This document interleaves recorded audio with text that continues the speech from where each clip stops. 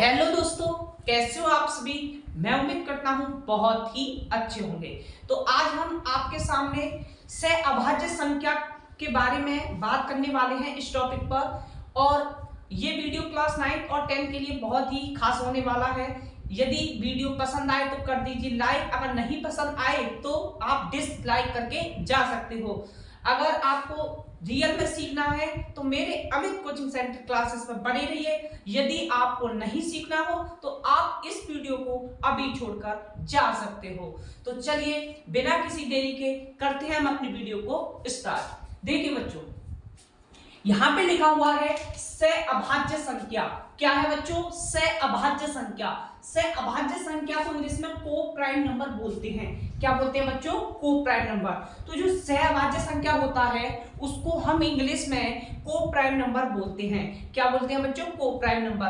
को prime number का अर्थ होता है सहअभाज्य संख्या। जी हाँ, जो आपने सुना बिल्कुल सही सुना। तो देखिए, हमने यहाँ पर अपनी तरफ से एक प्रश्न लिखा है, सहअभाज्य संख्या किसे कहते हैं। यहाँ पे हमने प्रश्न डाल दिया है क्योंकि आपको हम सिखाएंगे कि सहअभाज्य संख्या क्या होती हैं। तो सहअभाज्य संख्या किसे कहते हैं? तो देखो बच्चों, वैसी कोई दो संख्याएं जिनका उभयनिष्ठ गुणनखंड केवल एक हो।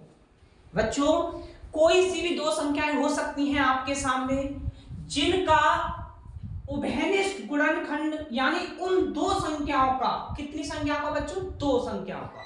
आराम से समझिए, कोई भी जल्दीबाजी मत कीजिए। आप बिल्कुल ध्यान से इस वीडियो को देखिए। मैं पूरी उम्मीद के साथ कह सकता हूं आपको सहअभाज्य संख्या समझ में आ जाएगा। तो देखिए बच्चों, कोई सी भी दो संख्याएं हो सकती हैं, इसलिए मैंने यहां पर वैसी कोई दो संख्याएं लिख रहा है।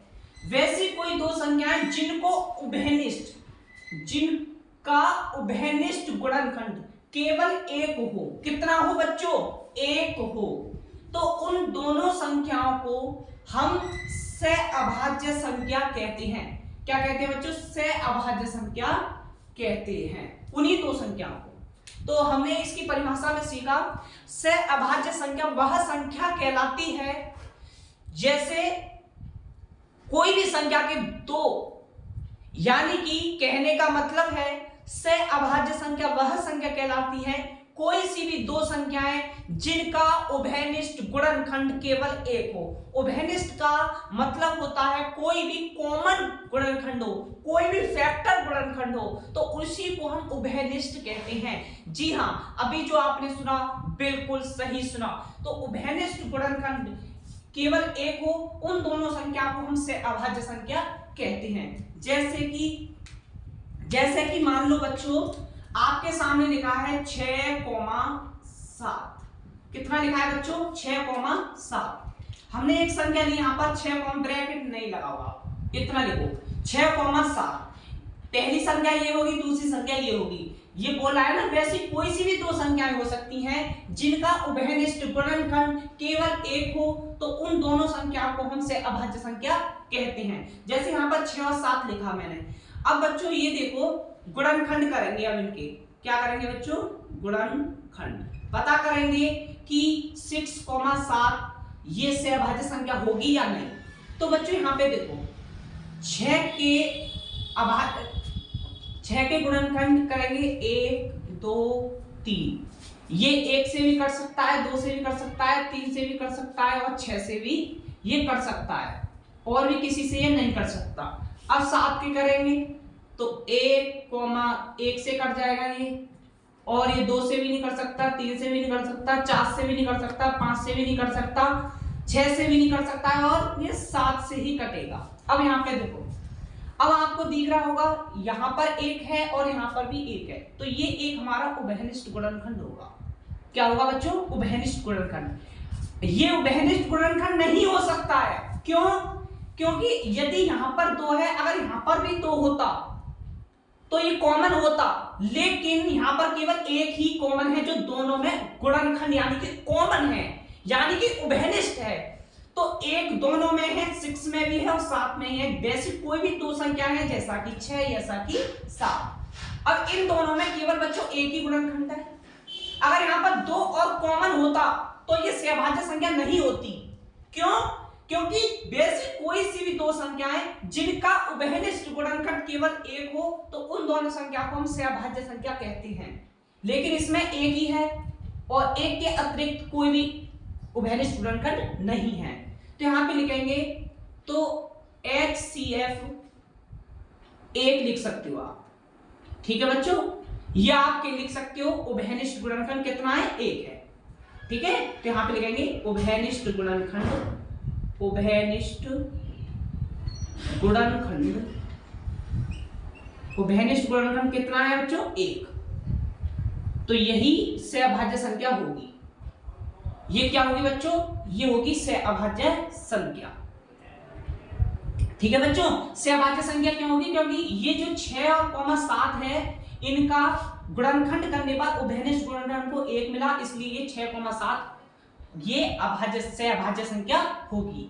कौन सी संख्या होगी, सहअभाज्य संख्या। तो 6,7 सहअभाज्य संख्या होगी। एक और ले लो, जैसा कि 5,25, इसके देखो पहले करेंगे हम 5 की, तो 1 से भी कटेगा और 5 से भी कटेगा, ये कॉमन है। ठीक है, अब हम 25 के करेंगे बराबर, 1 के से कटेगा, 5 से कटेगा, और ये किससे कर सकता है, 6 से भी नहीं कटेगा, नहीं 7 से कटेगा, ये केवल 25 से ही कटेगा। ठीक है, अब इसमें देखो 1 कॉमन आ रहा है और इसमें 5 भी कॉमन आ रहा है, तो जिसमें वैसी दो संख्याएं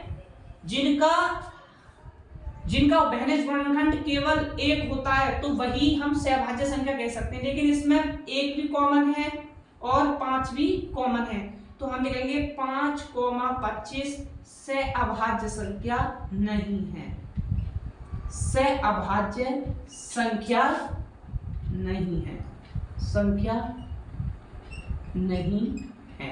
ठीक है बच्चों, तो हम लिख सकते हैं सहअभाज्य संख्या नहीं है, क्योंकि वैसी दो संख्याएं होनी चाहिए जिनका उभयनिष्ठ गुणनखंड केवल हमारा एक होता है तो वही सहअभाज्य संख्या होगी, अन्यथा वो सहअभाज्य संख्या नहीं होगी यदि एक के अतिरिक्त कोई भी गुणनखंड हो तो। ठीक है, तो 5,25 जो है वो सहअभाज्य संख्या नहीं है, क्योंकि इसमें 1 भी कॉमन आ रहा है, उभयनिष्ठ है, और 5 भी इसमें उभयनिष्ठ है। तो यही होता है सहअभाज्य संख्या का रूल। तो एक और समझाता हूं मैं आपको, तो हम लिखेंगे ये सहअभाज्य संख्या नहीं है। जो हमने निकाला सहअभाज्य संख्या कौन कौन सी हो सकती हैं, जैसा कि 3,4 ये हो सकती है, 7,9 ये हो सकता है, बहुत सारी हो सकती हैं, तो बहुत सारी हो सकती हैं, जैसा कि 7,2।